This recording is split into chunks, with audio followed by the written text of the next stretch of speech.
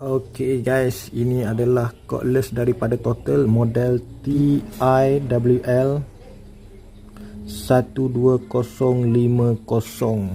Okay, ini dia.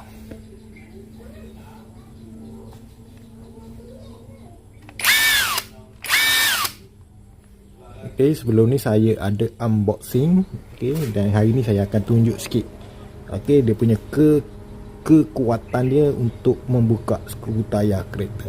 Okay, ni saya beli dekat Shopee. So kalau nak beli, boleh tengok link ataupun di bag ku ni yang akan saya letak nanti.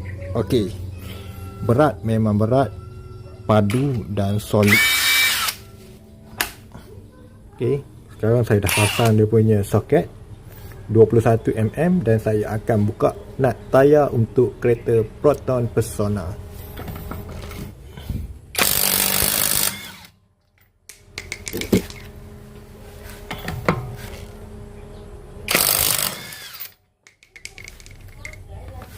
Okey, 2 biji skru dalam masa tak sampai 5 saat.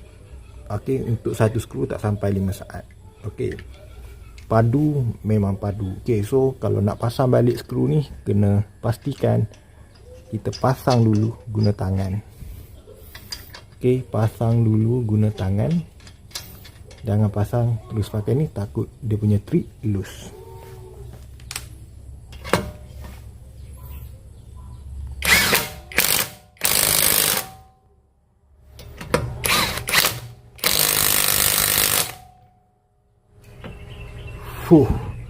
Memang padu. Total memang padu. So kepada korang yang nak dapatkan cordless impact driver, cordless impact wrench ni, okey, belilah yang mahal sikit. Jangan nak murah aja.